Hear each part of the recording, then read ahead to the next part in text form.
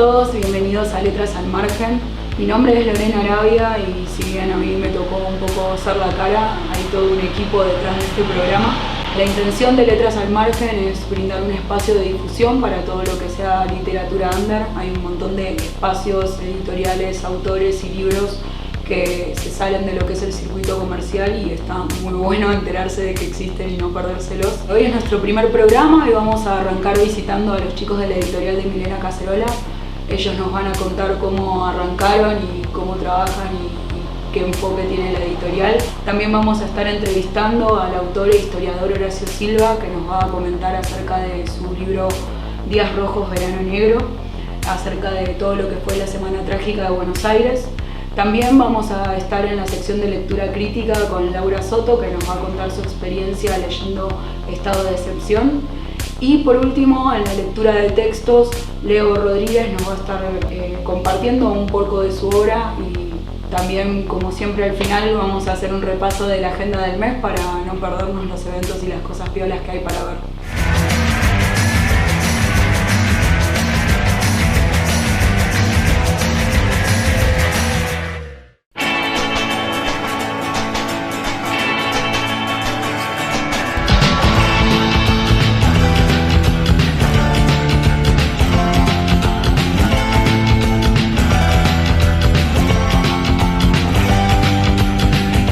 Milena Cacerola surge como un juego de amigos y amigas, compañeros de aventura, de viaje, de vida, un poco con algún tipo de voz todavía sonando de las cacerolas que golpeaban en el 2001 y esa comunidad que se había gestado en torno a las asambleas barriales, a la autogestión, a pensarse a uno mismo y al colectivo, a la situación más del contexto social y político.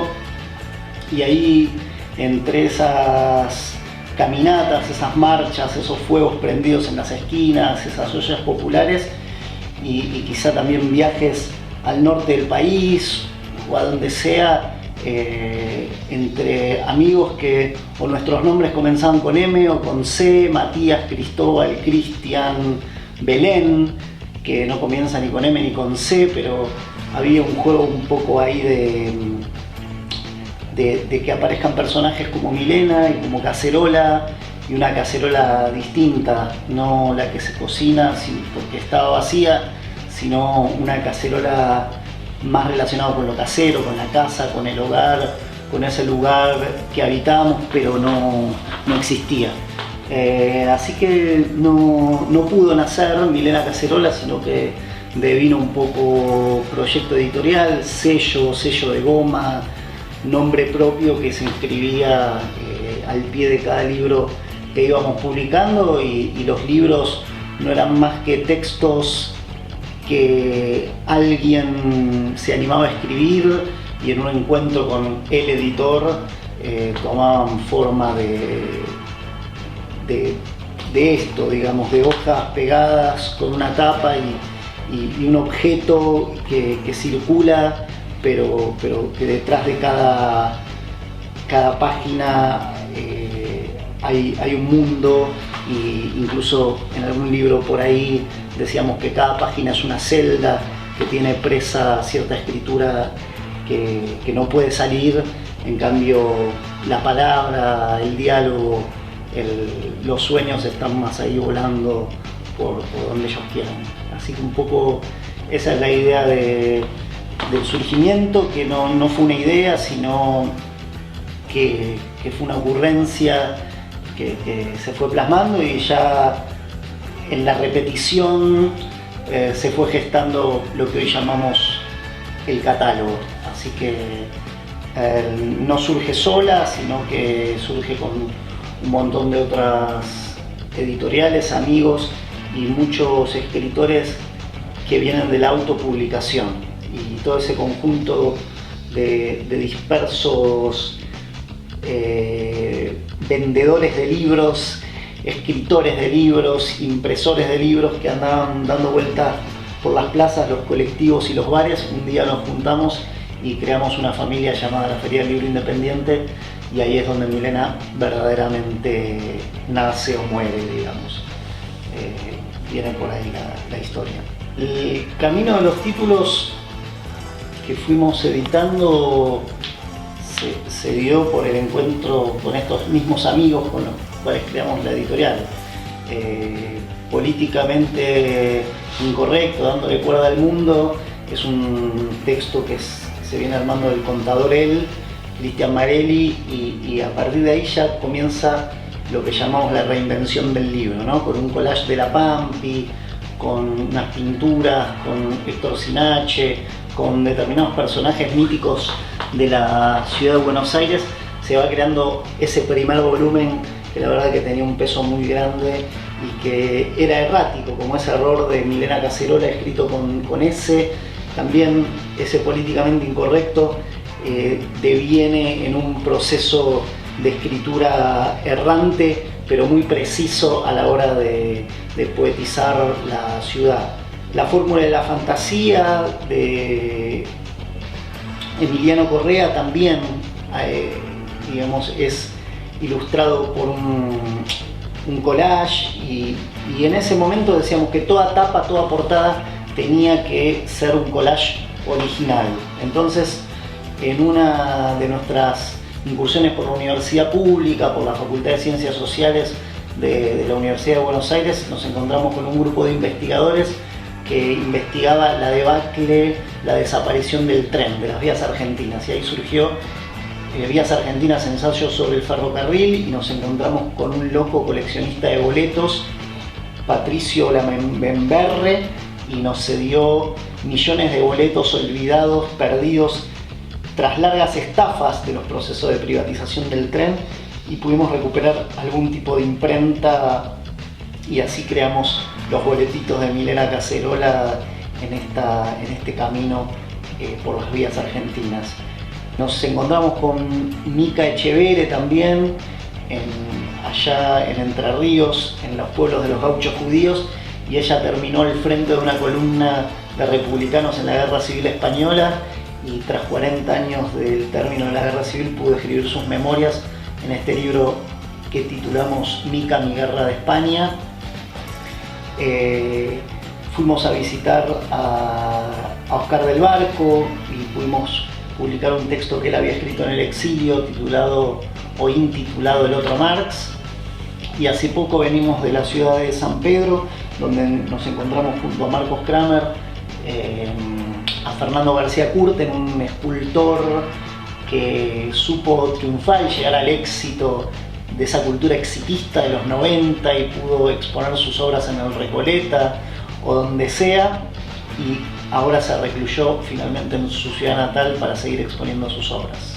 Bueno, el proyecto El Asunto, de esos paréntesis abiertos que nunca se cierran, de Pablo Strucci, hoy la editorial Hecht, que lleva adelante Marilina Winnick y Nat, son algunos de los cientos de proyectos, de colectivos que acompañaron este nacimiento de la Feria del Libro Independiente, donde luego fuimos viajando hacia otras provincias donde también se realizaba la FLIA, mucho con la editorial Cospel en el Chaco, con algunas editoriales amigas de Córdoba, Rosario, en el sur, en el norte, y saltamos de las fronteras y nos fuimos a la Feria del Libro de Frankfurt, pasamos por el Salón del Libro de París, la Feria de La Habana, intentamos dar unas vueltitas como para vernos y ver qué es la edición pequeña, independiente, marginal de la que se habla, y ver cómo en el mundo están conectadas las historias que simplemente giran en torno al libro, digamos.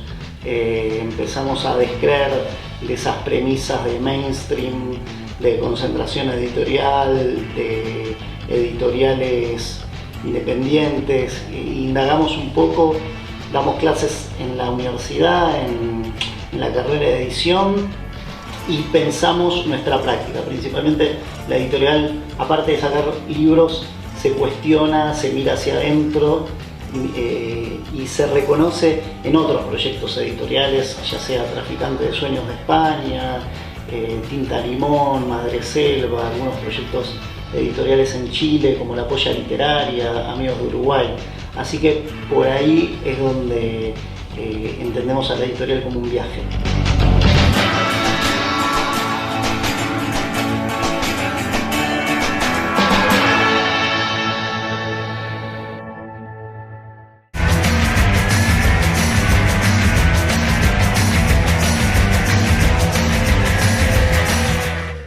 Hola, estamos acá con Horacio Silva, él es el escritor de Días Rojos, Verano Negro.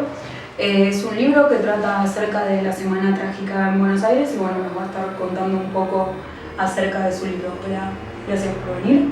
Gracias. Quería que me cuentes un poco cómo fue la elección del tema. Sí, con mucho gusto. El tema de la Semana Trágica para mí era un tema interesante, pero muy poco conocido. En el colegio, en los libros de la secundaria, era un parrafito así. Mayormente mucha bolilla no más que eso le di en, digamos, lo que fue mi adolescencia, pero después leí la investigación de Bayer sobre las huelgas patagónicas, que me fascinaron, me leí los 4 tomos, y me hubiera gustado después poder leer un libro similar con ese nivel de investigación sobre el tema de la Semana Trágica.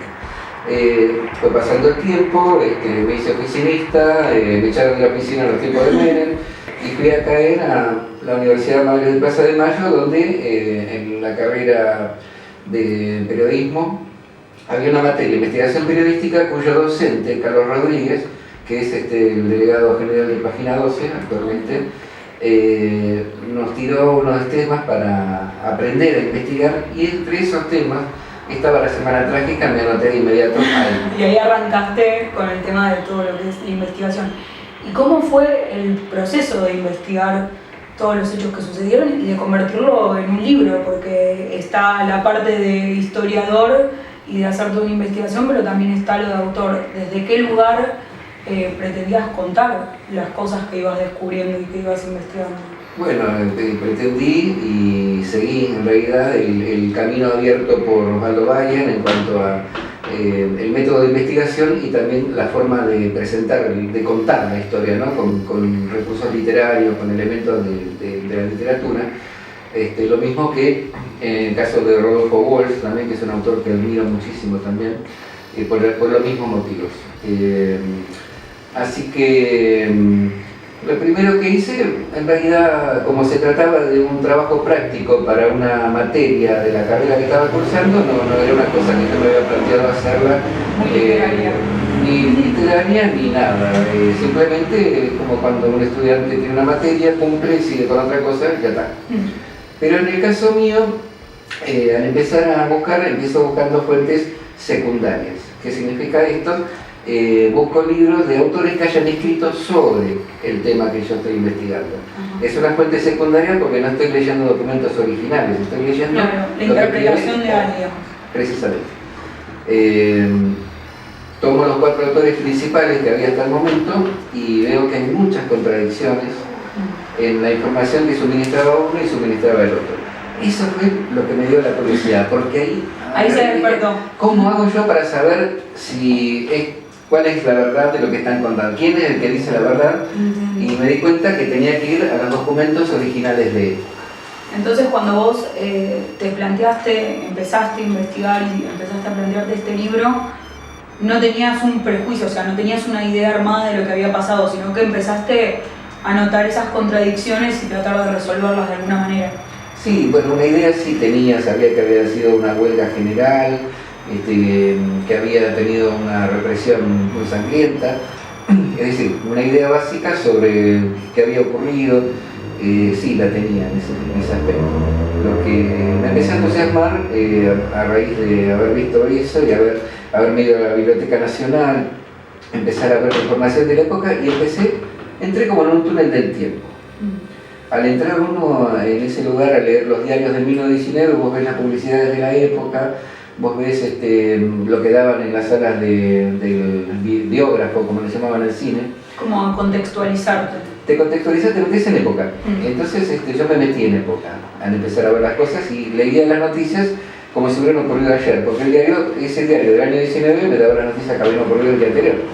Entonces entras en una dinámica que fue la que después intenté, y creo que me salió bien, trasplantarla al libro. Es decir, que el lector mismo, al leerlo, también lo tenga como un pasaporte, como un pasaje hacia el año 1919, que se pueda meter en ese año. Por eso cuento a qué jugaban los chicos, qué se comía, cómo era la vida en el conventillo, cómo era el barrio donde se desencadenaron los sucesos.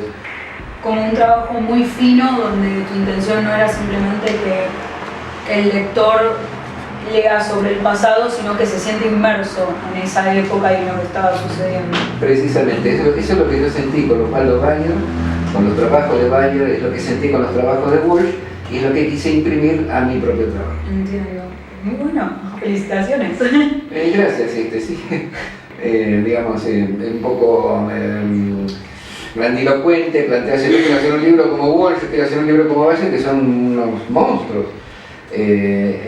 Me conformé con decir, bueno, yo lo intento, y después veo. Como esta es la manera en la que lo quiero hacer, y si sale, yo por lo menos lo intenté y lo disfruté, una cosa así. Exacto. Afortunadamente salió bien, tuvo muy buenas críticas el libro, mi propio Bayer, después de leerlo, me regaló con una frase muy conmovedora, aunque considero que no es correcta. Me dice que es la investigación definitiva, como es el non plus ultra, no hay nada más que decir sobre la semana Ya está todo dicho. Y en realidad la historia nunca es así, porque el día de mañana se desentierra un documento y aparece algo que cambia. Cuestiona por ahí alguna, arroja nueva luz sobre algo que vos afirmaste en función de la documentación que tenías en el momento, y hay cosas para modificar, nunca es definitivo. Pero bueno, yo le agradezco mucho a Bayer que me haya regalado eso, porque implica también que me estaba haciendo un reconocimiento del esfuerzo que yo había puesto, del trabajo. También debe haber sido bastante emocionante para vos, alguien por quien sentís admiración reconociendo tu trabajo. Yo salía de ahí, del tugurio de Osvaldo, en Arcos y Monroy, como si no pisara el suelo, ¿no? Flotando. Sí, flotando. Es como que cuando uno siente una gran admiración por una persona, ¿no? Por algún motivo, y que el tipo te diga, te aliente y te hable bien de tu trabajo, de lo que estás haciendo, te sentís con heridas. Bueno, fue una experiencia gratificante.